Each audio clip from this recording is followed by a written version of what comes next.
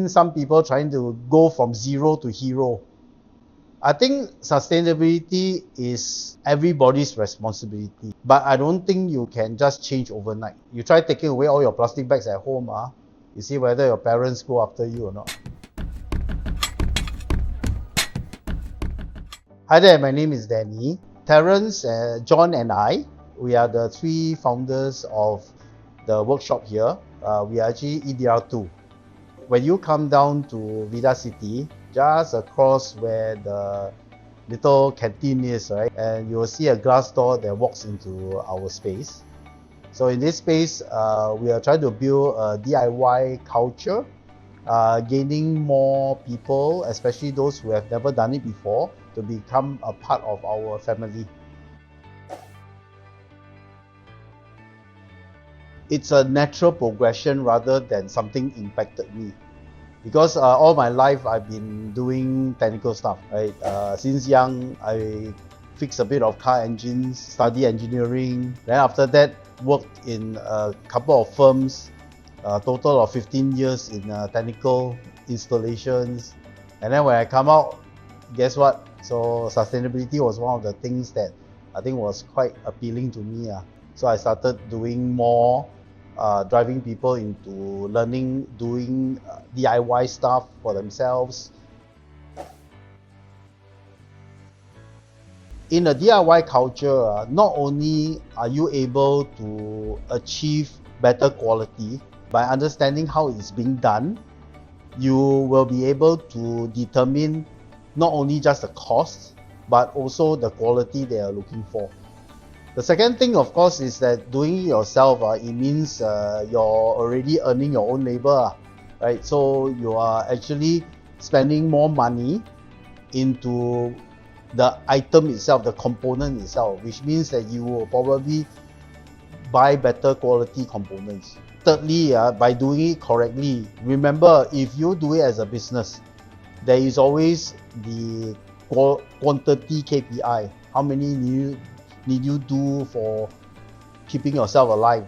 But when you are doing it for yourself, there's a quality KPI instead. So the DIY culture not just saving money, but improves quality. It also improves understanding. A 79-year-old seamstress joined us in 2019. At the end of it, she could repair electrical items. The second one was this guy, wheelchair bound. It was a very simple problem. He could not find anyone to help him. So when he got to us and then we managed to help him, he actually had tears of joy, believe it or not. We want to be a beacon where people can actually get information, get help to learn. It's not about the age, it's about the person. So whether the person wants to learn or not.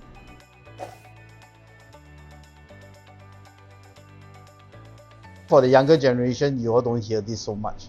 Our parents scare us with policemen, with electricity will kill you, wet hands, that kind of thing. These are times where I feel we want to teach a whole generation of people from the past to now, and those who actually shy away from technicals, to start doing technical things. So are we able to teach them DIY, straightforward, hands-on, get the idea, get feedback from them whether they understood it, do it again, and I think it should not be scary.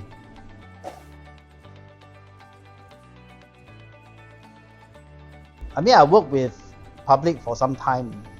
The issue I have with them is sometimes it's a bit difficult to understand whether you understood what you're taught, and then are you able to reproduce the skill.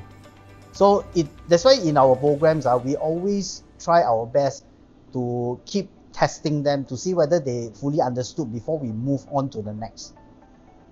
And this is quite important because we are here, it's not for you to, there's no exam for you to take to pass, right? On the individual level will be that smile. on the group level, will be the gelling of the people. You see, they start working together. I think if you come to Vidacity, you'll see that some of our volunteers have formed a bicycle recovery program, and it's kind of a running by itself. Sometimes the heads are not around. You can see some people fiddling with the bikes as well. I think in a community, it's quite important that everybody understands each other. Will we make mistakes? Yeah, of course. In fact, I think we should be a society whereby we are more understanding and we appreciate each other's you can say gifts, or rather their strengths.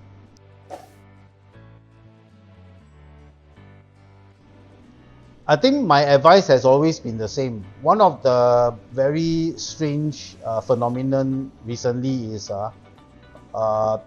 you turn on the television, you turn on radio, you look at posters, and you see 60-70% of them are sustainability. That's the truth. Everywhere is talking about it. And I've seen some people trying to go from zero to hero.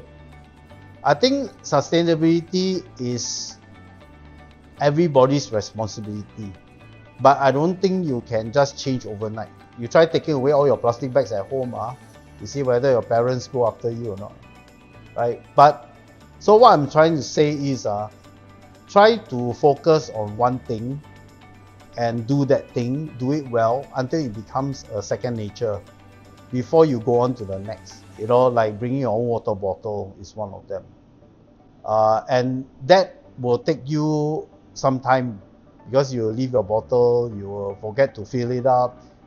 There are too many things that could happen. By doing one thing at a time, you will actually start to build a sustainable lifestyle. I don't know, have you all heard of a plant called the snake plant? We call it mother-in-law's tongue as well. So this plant, they tend to keep on growing and they grow their own group. Don't need a lot of attention, you will still grow. In fact, you put too much water or put little water, that guy will still be around. So I'd rather be like that, right? Easy to get along with. I won't die so easily. Doesn't need a lot of sunlight. In the dark also can thrive. So I think this is a super easy to get along with plant.